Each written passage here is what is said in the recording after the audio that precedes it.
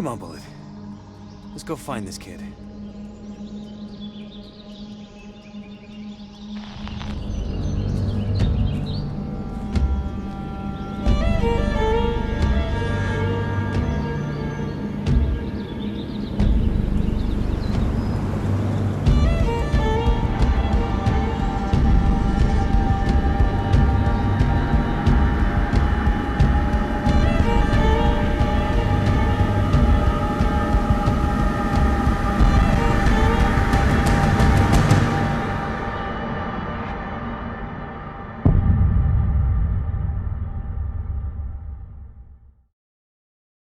Remember the late 1990s? Crazy times, terrible fashion, and perhaps the beginning of the worst era in pop music ever? You can take it all because this face is... Of course, the end of the decade brought with it a mammoth year in popular culture. 1999. The Matrix, American Pie, and even The Phantom Menace all came for our time and money in 99. But there was one movie that stood toe-to-toe with these Goliaths, and had been made for only a fraction of the cost. When the Blair Witch Project crept up on worldwide audiences in 1999, many would have never predicted its lasting influence and success. Costing an estimated $60,000, it would go on to make over $250 million at the global box office, ushering in new eras for found footage horror and viral marketing. If only it could have stopped there. But, as we know, the film industry is a meeting of art and business, with the latter often calling the shots. Not content to leave the IP alone, the Blair Witch Project would get its first sequel in 2000, titled Blair Witch Project 2 Book of Shadows. Or maybe Book of Shadows Blair Witch Project 2? Book of Shadows. Critically panned and commercially underwhelming, the sequel would make less than 1/5 of the money seen by the original, on a much larger production budget of $15 million. If only it could have stopped there. But, as we know, now is the era of nostalgia.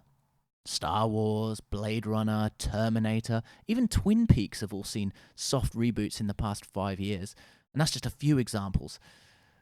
While mixed results is the consensus regarding many of these attempted, reignited, dormant franchises, Blair Witch would unfortunately not be so lucky. In early 2016, a teaser was dropped for Blair Witch, a soft reboot sequel taking place some 20 years after the original.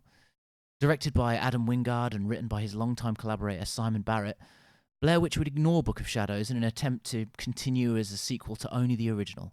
While Wingard and Barrett are a proven pairing with quality works like 2011's You're Next and the incredible cult hit 2014's The Guest amongst their filmography, Blair Witch would once again prove to be an ill-advised and poorly executed sequel to the original horror masterpiece.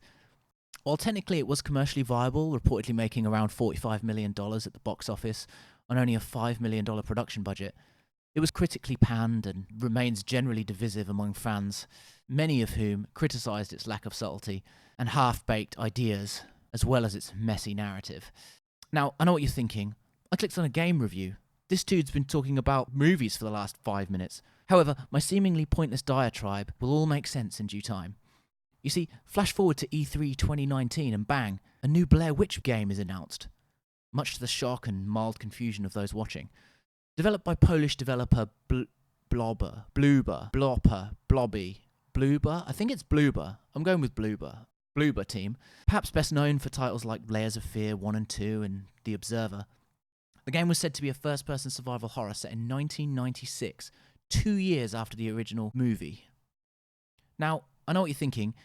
You're thinking, wasn't there some Blair Witch games in the early 2000s? God, I hope this guy doesn't start talking about them now. This is supposed to be a review for the new game, goddammit. And you would be right. There were 3 games in the early 2000s that shared the Blair Witch name. Blair Witch 1, Rust in Power, Blair Witch Volume 2, The Legend of Coffin Rock, and Blair Witch Volume 3, The Ellie Kedwood Tale? Sure. Were strangely all developed by 3 different studios and came out between 2000 and 2001. Terminal Reality, known for the Blood Rain series, Human Head Studios, known for the original Prey, and more recently, Quiet Man, that classic, and Ritual Entertainment, a studio which had made its name working on the original Quake mission packs in the late 90s. While the lore in these games is interesting, and perhaps worthy of its own video, Bloober would ultimately ignore them just as the films had done in their sequels, making this tangent in the video relatively pointless. However, despite that, the fact is, the need for such context will become clear, both as a reference for what Bloober has done with this game and also to pad out my video. You see, while Blair Witch 2019 doesn't succeed at everything it tries, it's clear that the makers love and respect this IP, and have also tried to make something that fans of most of the content that we've spoken of so far would enjoy. Unfortunately, this is sometimes to the game's detriment. In true Blair Witch fashion, despite only being announced in the summer at E3 2019, Blair Witch would see release on PC, Xbox One, and Xbox Game Pass in August of 2019, with a PS4 release coming only a few months later in December. It was met with generally mixed reviews critically, and levelled out at around a 7 out of 10.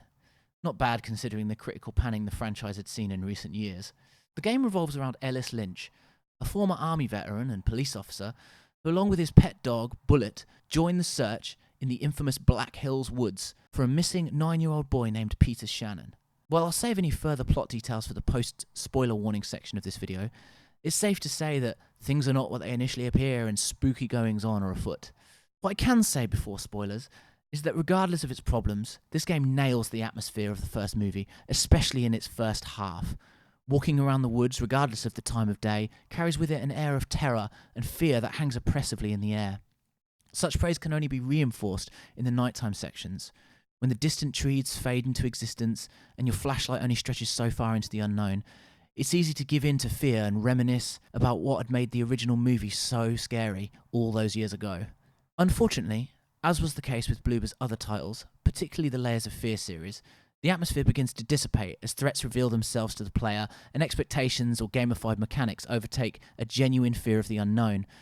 Such criticism can be levelled at many games in the genre, as fear gives way to frustration after you're killed too many times or unable to solve a puzzle. However, this seems to be a particularly prevalent problem with Bloober's games, as all those that I've played start with an amazing sense of atmosphere, only to lose it around the halfway mark, as you either figured out you couldn't be killed, or realised that death held no real ramifications, or that there just weren't any threats lurking in the dark waiting to pounce. Such an issue is often mediated by story and pacing. What I'm describing here in a sense are the tenets of what's become known, possibly unfairly, as a walking simulator. A genre which holds some of my favourite games in recent years. Dear Esther, The Vanishing of Ethan Carter, What Remains of Edith Finch, and even Soma are all often placed in this category, and these are just a few examples. The thing is, all of these examples succeed because you are invested in the writing, the story, and the characters. These are not mechanics-driven games, and that's okay. Just as games that are purely driven on mechanics can also be great. While the dog training mechanics and the camera-related puzzles are interesting in the Blair Witch, the development team has not set out to reinvent the wheel with how it plays. Most of your time will be spent walking around, calling your dog, or searching the area for clues, and this feels fitting for the type of game that's been crafted here. However, for all Blair Witch has going for it in its opening act, and even into its midpoint, it unfortunately descends into an obtuse, narrative mess in its latter half, with sections clearly designed to stretch out the playtime instead of developing a meaningful and satisfactory conclusion. Graphically, Blair Witch succeeds for the most part. Despite the odd bit of muddy texturing and pop-in here and there, the team have really excelled in the lighting and foliage departments. It's a good-looking game, especially seeing as it feels like the team were probably not afforded a massive budget, given the small scale of the game's length, marketing, and diminished interest in the Blair Witch franchise in general in recent years. It is here, I'm afraid, that I must drop a spoiler warning. Skip to this time code if you want to avoid them, and catch our final thoughts on the game. So, as we progress, we learn that Ellis is himself a deeply disturbed and troubled individual. After what appears to have been a difficult childhood, we find out that he enlisted in the army and served in the Middle East, some years before the game's opening. During this tour, Ellis leads a unit of men into an enemy ambush. This leads to 6 out of 9 of them being killed, and the others only just escaping with their lives. It is also learned, late on in the game, that presumably whilst running from the aforementioned ambush, Ellis also murdered a civilian woman whose house he was hiding inside, in a fit of panic in order to stop her from screaming and giving away his location to those who were hunting him. Obviously, these experiences leave Ellis with severe PTSD, and place him in a fragile mental state upon his return home, leading to issues with his relationship and his personal life. After returning and believing he'd stabilised his mental health, Ellis joins the local police force, and also gets an adorable dog, who by the way is the standout star of this game. However, once again, Ellis finds himself the subject of a terrible twist of fate, when in a totally Sergeant Owl Power move, and yeah, that is a Die Hard reference, I shot a kid. Ellis accidentally shoots an unarmed kid at a local convenience store robbery, almost killing him.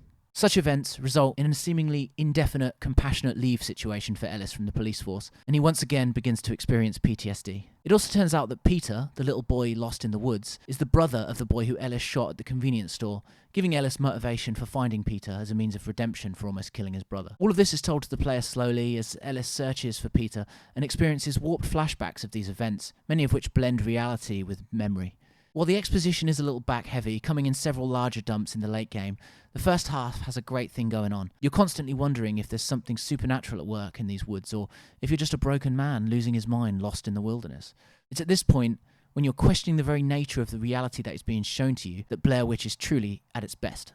Unfortunately, as it continues, the game feels the need to commit too hard and leave too little to subtlety, instead hammering home the message and piling on more confusing dreamlike sequences on the player, as Ellis falls deeper into a seemingly all-consuming madness. There is also the issue of piling too much tragedy on the lead. By the time the game ends, we find out that Ellis was abused or severely damaged mentally as a child, led his unit into an ambush, killing his friends and fellow soldiers during his military service, then killed an innocent civilian, and then accidentally shot a child. I shot a kid. Just one of these events would have been enough for us to believe that Ellis was a troubled man, struggling daily with PTSD. But all of it together just feels like overkill and becomes difficult to swallow. You see, one of the most common storytelling devices in all popular culture media is the inclusion of the central mystery. This keeps an audience invested and creates a narrative thrust, as we and the protagonist try and ascertain what's happening, why it's happening. Some writers will even place these mysteries throughout, without even taking the time to think about how it's all going to be resolved in the end. Such practice can create a narrative jumble that never really feels like a satisfying arc. Luckily, that's not what's going on in Blair Witch, but instead, what's going on almost feels like the opposite. There are too many mysteries piled on, too many plot elements that have happened to Ellis in his past that we have to discover as the game progresses, and too many elements to focus on, leading to, at best, convolution, and at worst, disengagement from the player.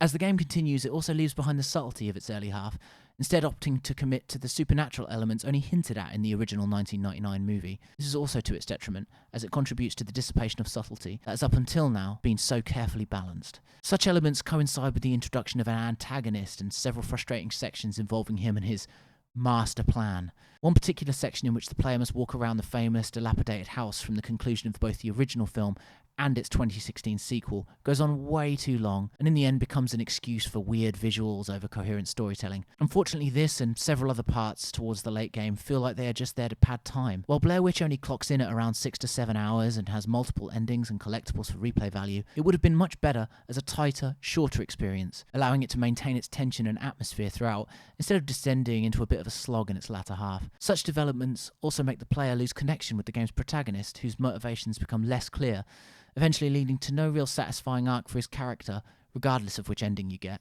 Finally, I would be remiss if I didn't speak briefly about the game's bugs. I played through this game twice for review, once on Xbox One X and once on PC. In both versions, I experienced several significant issues, including random crashes, closes on PC, and a blocker on the Xbox One version in which my dog disappeared, meaning I was unable to progress, and I had to reload an earlier save, losing a chunk of progress. Despite this, out of the two, I would say I found the Xbox version to be the more stable, but your mileage may vary. Just know going in that there's some jank here, and you should probably not trust the autosave. Save manual, and save often. So why, I hear you ask, did I talk so much at the start of this review about the Blair Witch movies?